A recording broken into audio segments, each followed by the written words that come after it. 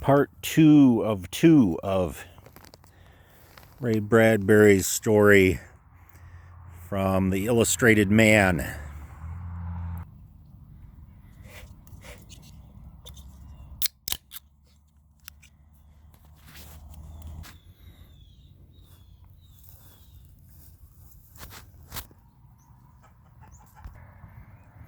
They came to the sea, the single sea. There was only one continent on Venus. This land was 3,000 miles long by 1,000 miles wide. And about this island was the single sea, which covered the entire reigning planet. The single sea which lay upon the pallid shore with little motion. This way, the lieutenant nodded south. I'm sure there are 2 sun domes down that way. While they were at it, why didn't they build 100 more? There's 120 of them now, aren't there? 126 as of last month.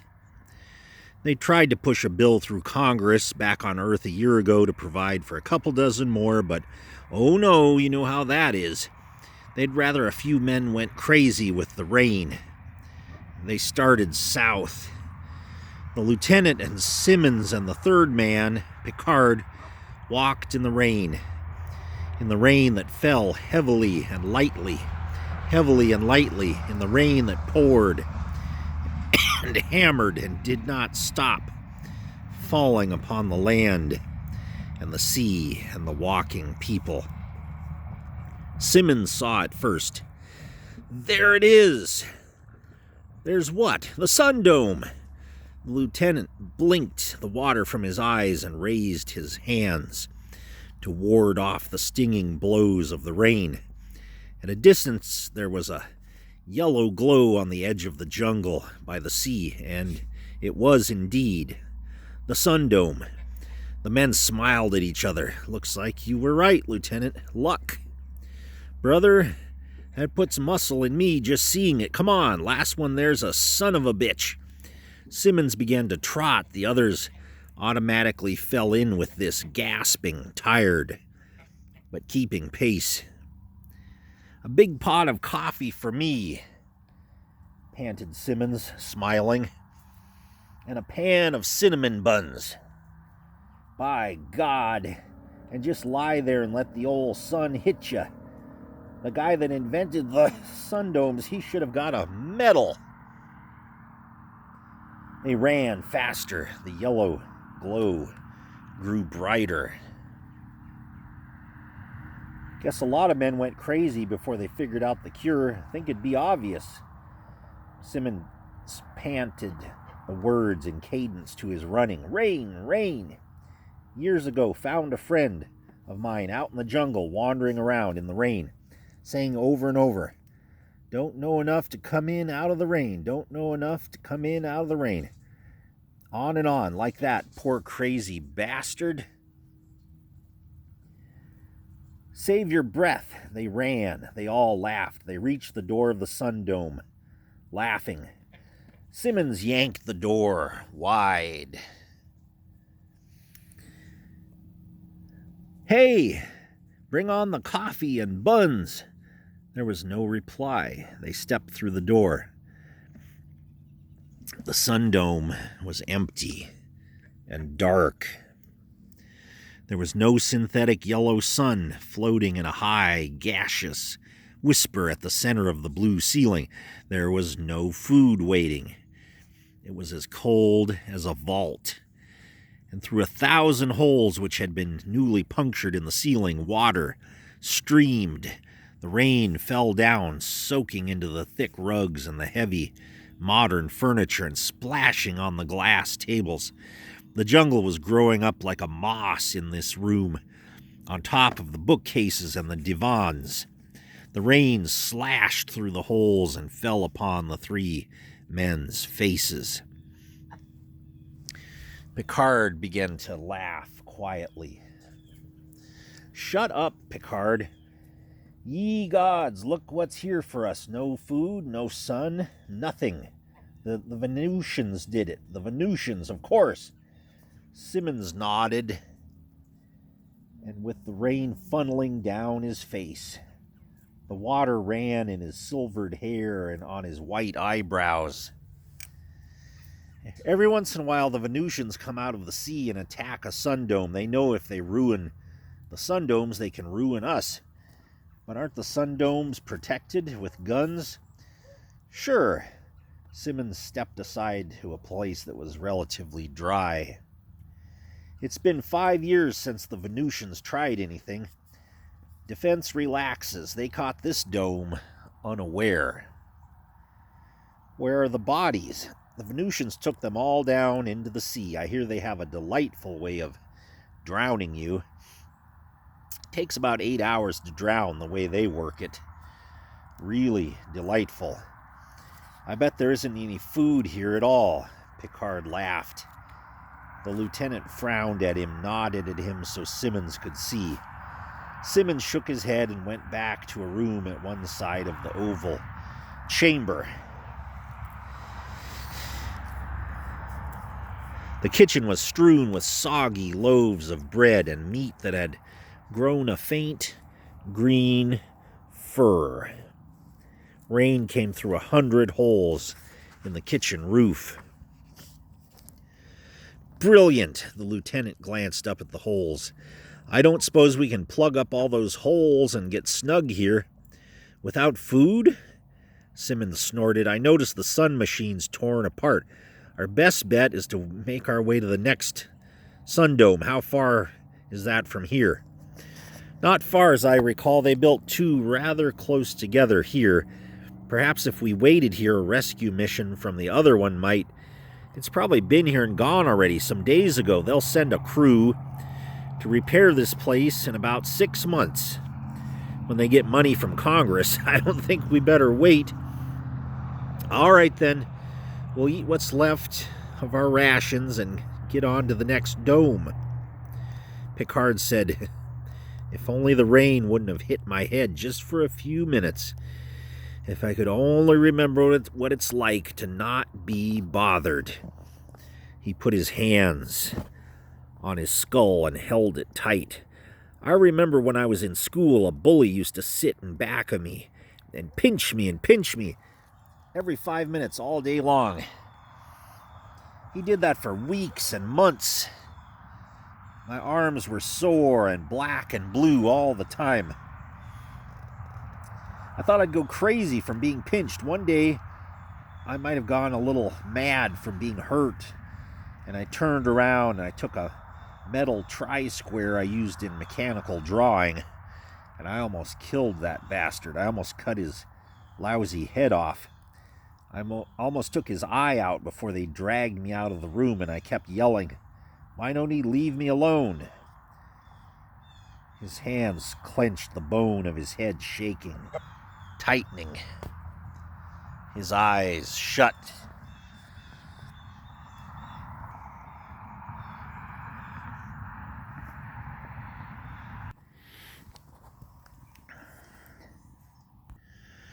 We'll be at the other sundome by 4 this afternoon. Sundome? Look at this one. What if all the sundomes are gone? What then? What if there are holes in all the ceilings and the rain coming in? We'll have to chance it.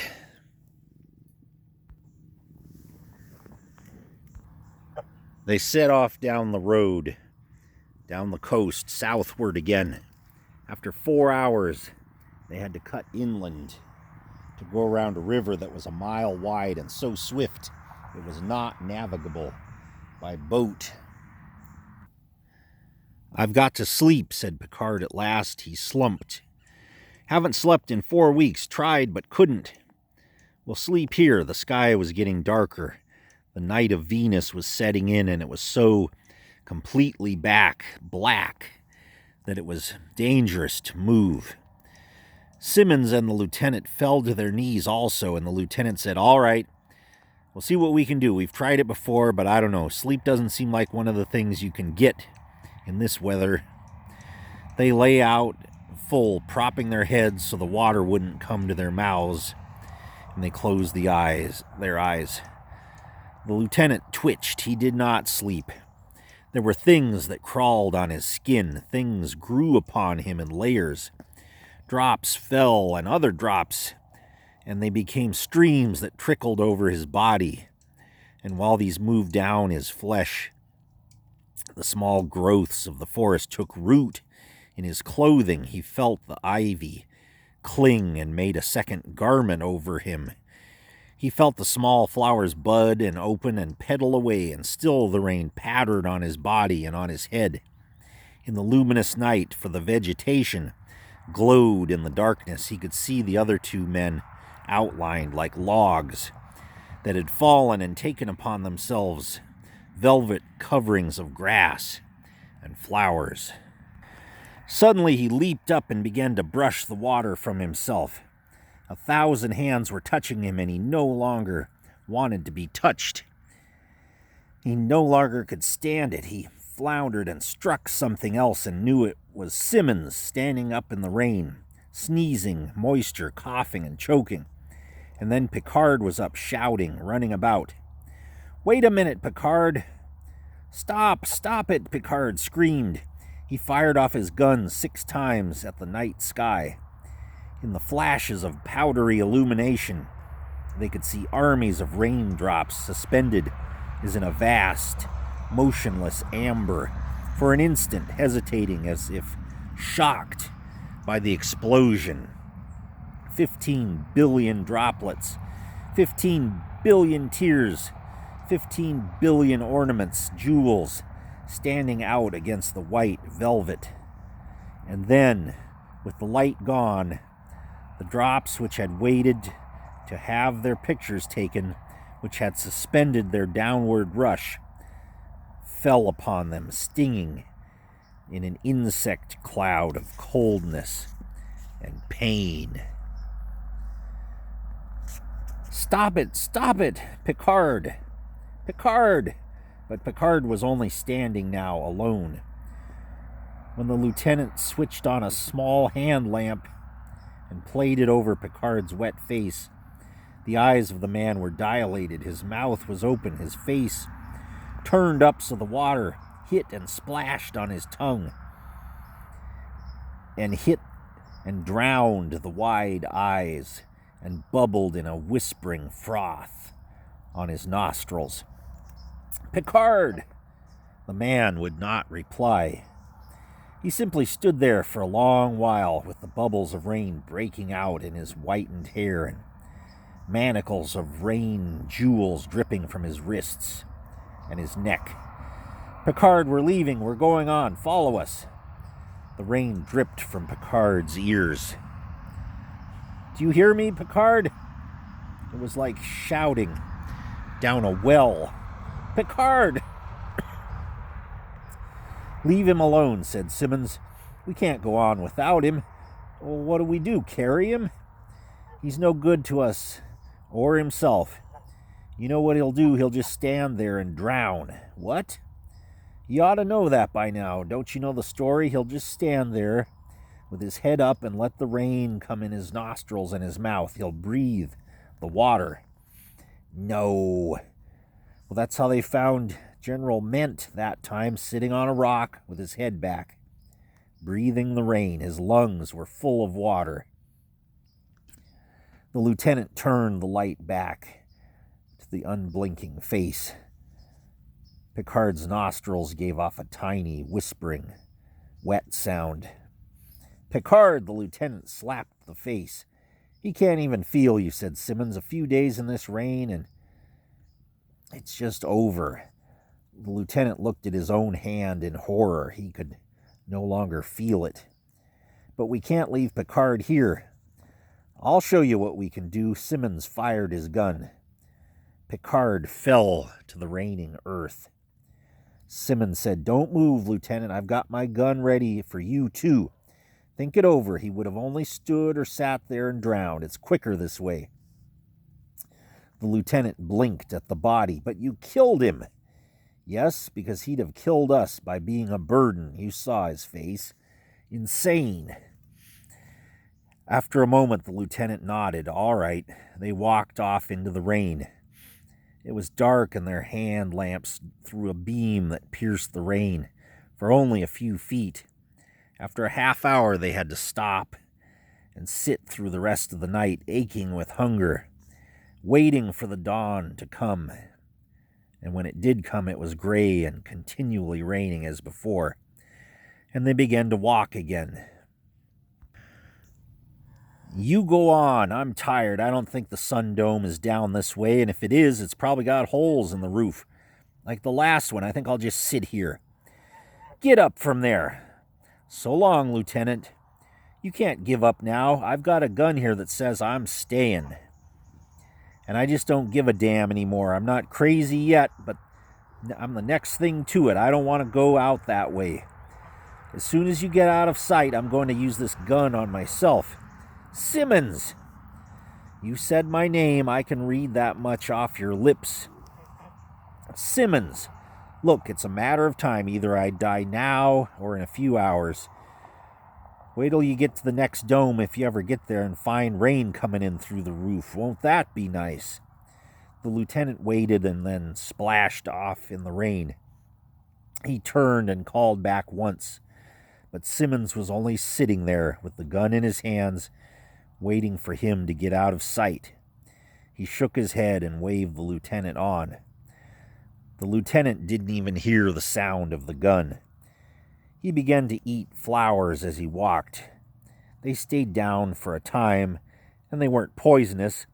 Neither were they particularly sustaining, and he vomited them up in a minute or so later.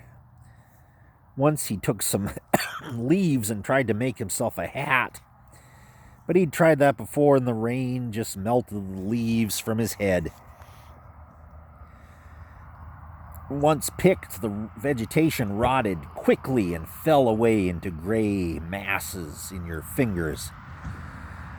"Another 5 minutes," he told himself. "Another 5 minutes, and then I'll walk into the sea and keep walking. We weren't made for this. No Earthman was or ever will be able to take it. Your nerves, your nerves."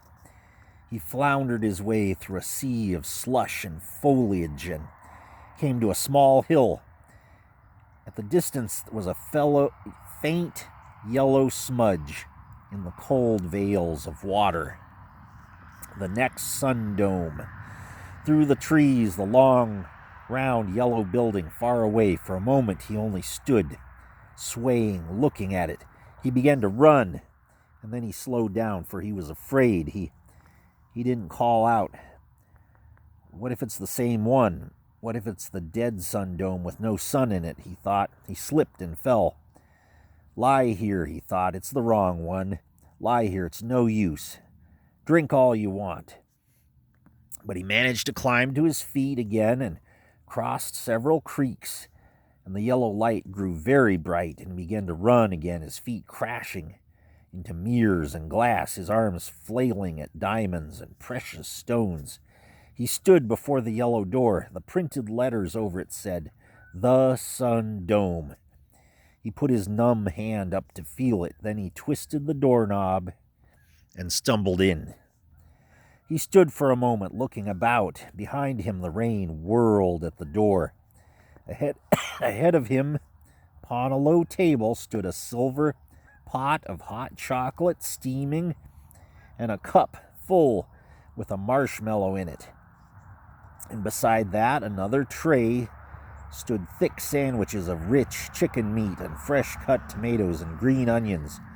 And on a rod just before his eyes, there was a great, thick green Turkish towel and a bin in which to throw wet clothes, and to his right, a small cubicle in which heat rays might dry you instantly.